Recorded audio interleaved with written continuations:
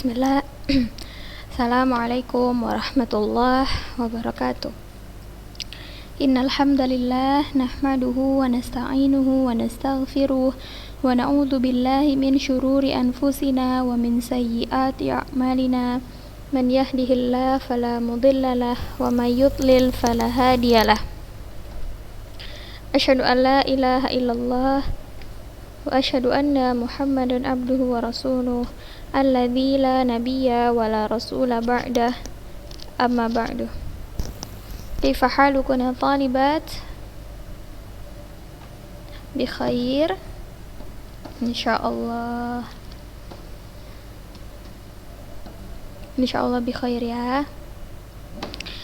Nah, alhamdulillah, segala puji bagi Allah yang telah memberikan kita nikmat sehat, nikmat waktu luang, sehingga kita masih bisa bertemu dalam pelajaran akhlak kita hari ini, walaupun ya kondisinya masih dalam keadaan online atau daring. Baik anak-anak ustazah kelas 7 ya, Masya Allah, semoga Allah merahmati antuna semuanya. Hari ini kita pada pertemuan kali ini khususnya kita akan mengevaluasi. Mengevaluasi di sini maksudnya ialah melihat bagaimana hasil-hasil ujian antuna, serta seperti yang sudah antuna lihat di layar antuna bahwa di situ ada soal ujian tengah atau penilaian tengah semester yang sudah antuna kerjakan minggu lalu. Baik anak-anak ustazah, di sini pertemuan kali ini insyaallah kita akan membahas soal-soalnya beserta jawaban-jawaban yang nanti insyaallah akan ustazah bacakan jawaban yang sahihnya, yang benarnya. Baik anak-anak ustazah, kita langsung masuk ke soal yang pertama. Bisa antuna lihat bahwa setiap soal itu nilainya berbeda. Kita lihat di soal nomor 1. Mengapa seorang penuntut ilmu harus mempelajari adab-adab dalam menuntut ilmu? Di situ skornya ada 20. Jadi maksud soal nomor 1 itu antuna diperintahkan untuk menjelaskan kenapa sih antuna harus mempelajari adab-adab dalam menuntut ilmu.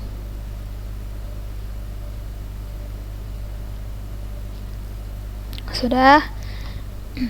Nomor 2, soalnya ikhlas merupakan salah satu adab menuntut ilmu syar'i. Bagaimana seorang muslim dapat ikhlas dalam menuntut ilmu syar'i tersebut? Nah, di soal nomor 2 dia ada pernyataan bahwa ikhlas itu merupakan salah satu adab ketika kita menuntut ilmu syar'i. Lalu soalnya, bagaimana seorang muslim itu bisa ikhlas ketika menuntut ilmu syar'i? Nah, di situ antuna kasih alasan juga dengan skor 25. Selanjutnya anak ustazah, nomor 3 yaitu tuliskan di antara doa yang Rasulullah ajarkan dalam memohon ilmu yang bermanfaat.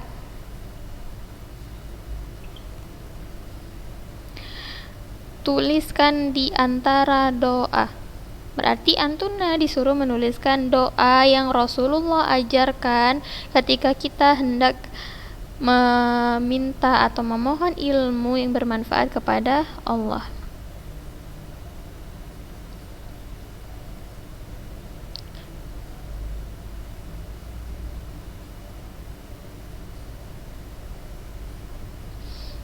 Nah, di situ skornya ada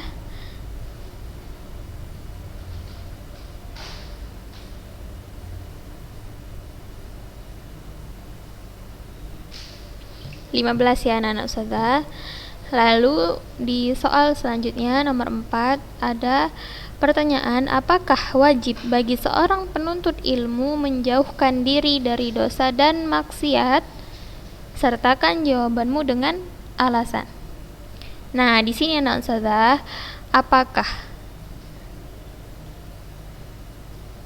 Berarti di sini ada dua jawaban. Yang pertama, kita jawab, apakah wajib bagi seorang penuntut ilmu menjauhkan diri dari dosa dan maksiat? Jawabannya iya atau tidak. Lalu, kalau iya, sertakan dengan alasan. Tentu kalau jawaban anak-anak ustazah tidak, berarti juga harus disertakan dengan alasan.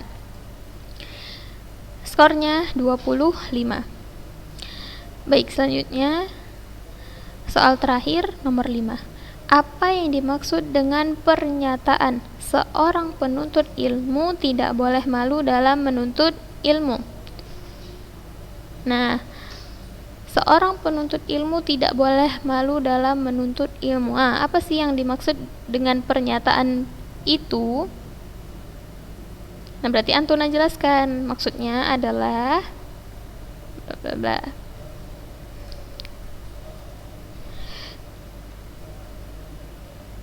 Nah, kita setelah pengertian soalnya, ustazah dan kita semua akan menjawab pertanyaan satu persatu ya anak-anak ustazah. Kita mulai dari soal pertama. Mengapa seorang penuntut ilmu harus mempelajari adab-adab dalam menuntut ilmu? Jawabannya adalah agar menjadikan seorang penuntut ilmu itu tidak kaku, lalu dia tidak bersikap semena-mena atau dia tidak bersikap kasar kepada gurunya. Dia tahu batasan antara dia dan gurunya. Dia tahu bagaimana cara menghormati gurunya. Seperti yang sudah Antuna ketahui bahwa dahulu para ulama sebelum mereka mempelajari ilmu syar'i yang lain, terlebih dahulu mereka mempelajari adab-adab dalam menuntut ilmu. Karena sebagian dari penuntut ilmu zaman sekarang mereka menganggap sepele. Mereka tidak peduli sama adab-adab dalam menuntut ilmu. Nah, hal itulah yang menjadikan beberapa dari seorang penuntut ilmu itu, beberapa orang penuntut ilmu, dia bersikap kasar sama gurunya, tidak menghargai gurunya, atau ia bersikap seolah-olah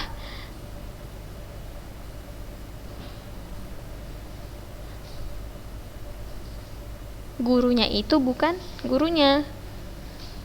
Seperti tadi yang sudah bilang, dia kasar, dia kaku, dia sombong. Nah, gitu ya. Jadi jawabannya, mengapa seorang penuntut ilmu tadi harus mempelajari adab-adab? Agar menjadikannya seorang yang tidak kaku, lalu dia sopan, dia tahu batasan-batasan antara dia dan gurunya, lalu dia tahu bagaimana dia harus bersikap. Seperti itu ya anak-anak ustazah.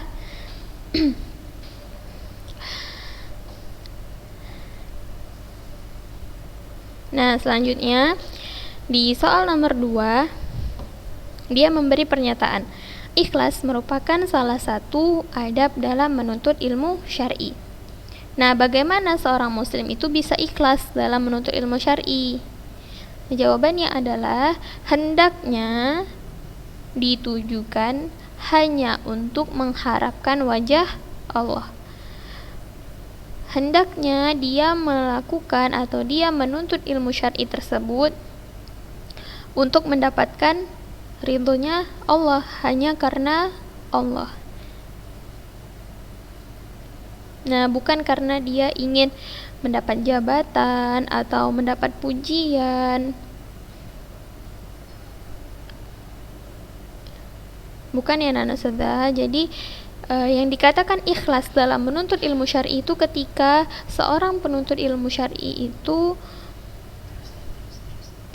dia meniatkan hatinya, atau dia meniatkan bahwa dia menuntut ilmu itu hanya semata-mata karena Allah, bukan karena ingin mendapat pujian dari manusia seperti yang sudah bilang, atau ingin mendapatkan jabatan di dunia. Enggak ya anak-anak ustazah. Jadi kita menuntut ilmu syar'i itu hanya ditujukan untuk Allah, lillahi ta'ala. Lalu di situ skornya 25.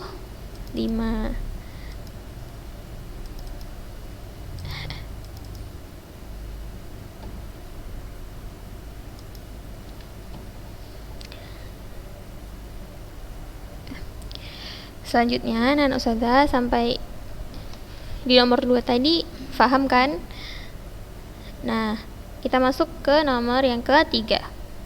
Tuliskan di antara doa yang telah Rasulullah ajarkan ketika kita hendak memohon ilmu yang bermanfaat kepada Allah tentunya. Nah, ada banyak doanya akhwat. Nah, saya bacakan ya. Yang pertama ada doanya, Allahumma inni a'udzubika min ilmin la yanfa' wa min qalbin la yakhsha' wa min nafsin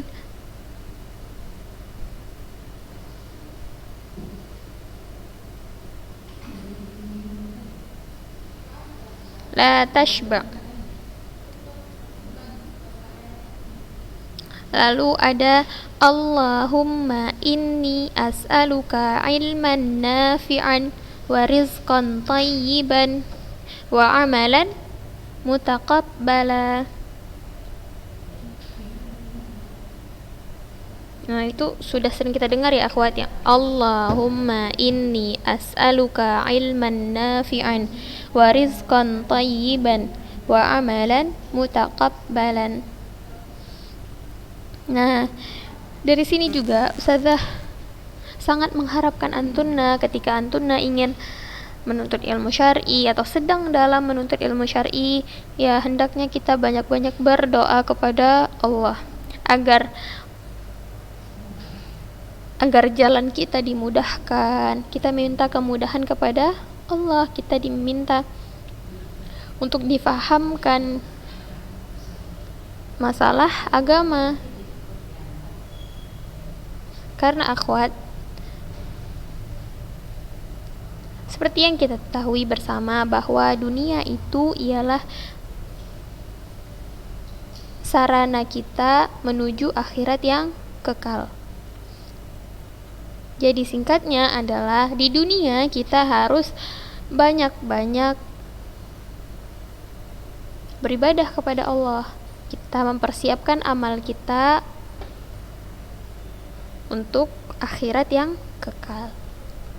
Jadi dalam menuntut ilmu syar'i juga kita harus banyak-banyak berdoa kepada Allah agar Allah memahamkan kita terhadap agamanya, agar kita bisa menjalani apa yang Allah perintahkan dengan benar sesuai dengan Al-Quran dan Sunnah.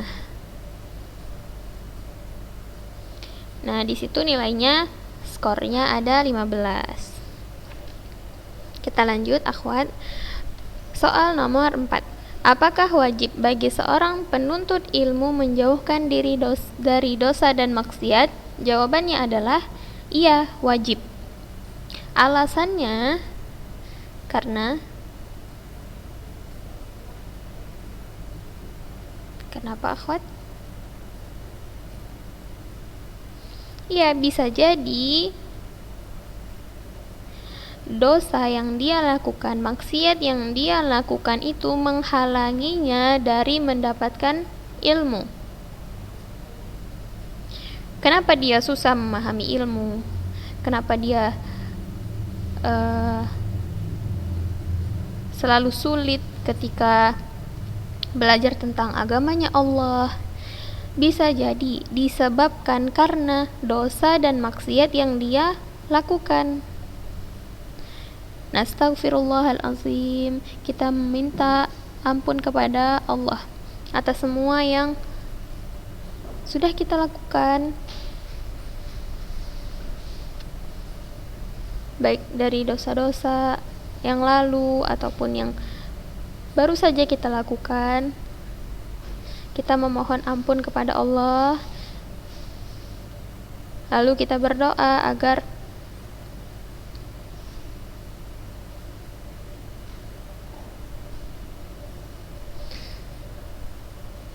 Allah selalu memudahkan kita dalam menuntut ilmu syar'i. Nah, jadi jawabannya tadi apa, akhwat? Iya, wajib. Alasannya, na'am, barakallahu fikun. Ya, jawaban alasannya adalah karena bisa jadi dosa dan maksiat tersebut menghalanginya dari mendapatkan ilmu-ilmu yang bermanfaat. Nah, di situ skornya ada 25. Nah, di soal nomor 5 ini, akhwat,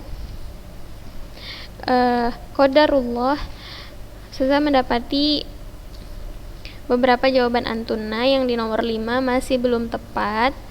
Jadi di sini saya akan memberitahu antuna jawaban yang benarnya seperti apa, dan insya Allah di ujian-ujian berikutnya antuna bisa lebih faham, lalu hasilnya juga akan lebih memuaskan. Baik, anak-anak ustazah, soal nomor 5 bisa antuna lihat di layar antuna. Apa yang dimaksud dengan pernyataan seorang penuntut ilmu tidak boleh malu dalam menuntut ilmu?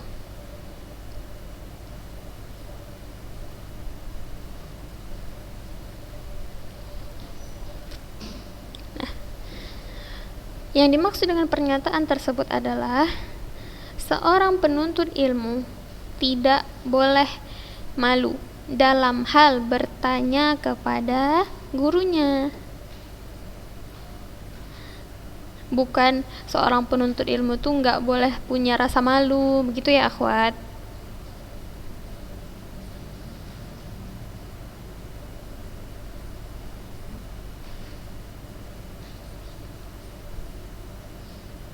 Setiap kita harus memiliki rasa malu, tapi yang dimaksud dengan pernyataan ini ialah seorang penuntut ilmu itu dia tidak boleh malu dalam hal bertanya kepada gurunya tentang ilmu atau pelajaran yang kurang dia mengerti. Karena kalau dia malu bertanya, bisa dia salah, akhwat. Ketika dia salah memahami sebuah ilmu syar'i, nah, bisa jadi nanti ibadah-ibadah yang dia lakukan juga salah. Kita lihat bagaimana wanita Ansor ketika mereka bertanya kepada Rasulullah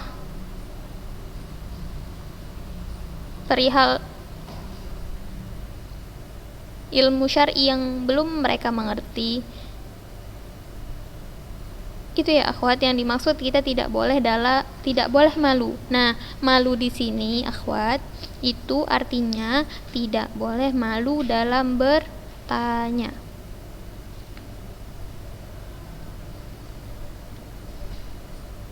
Fahim, akhwat? Sekali lagi sudah jelaskan, tidak boleh malu di sini maksudnya ialah malu dalam bertanya. Dia tidak boleh malu. Bukan seorang penuntut ilmu itu tidak boleh punya rasa malu gitu.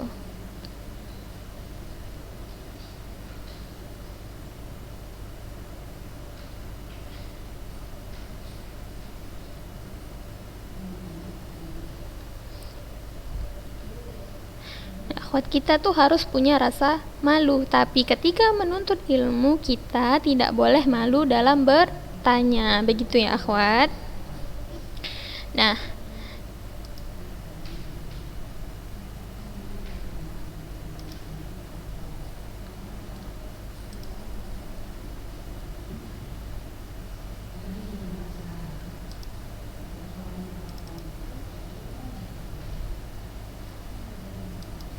Nah, kira-kira sampai di sini Antuna sudah paham. Nah, mungkin beberapa dari Antuna ada jawabannya yang kurang tepat atau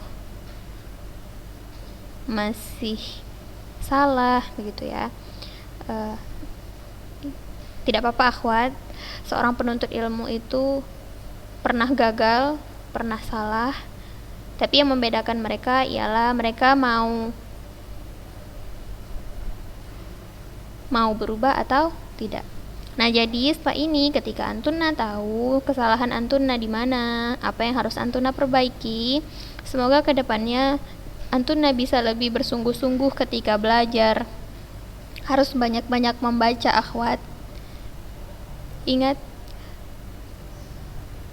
kan merupakan adab-adab dalam menuntut ilmu itu ialah dia harus bersungguh-sungguh ketika menuntut ilmu. Semoga Allah selalu memudahkan urusan-urusan Antuna. Senantiasa akhwat berdoa kepada Allah agar selalu dimudahkan, agar Antuna difahamkan dalam agama Allah. Semoga Antuna kelak menjadi wanita salihah yang berilmu.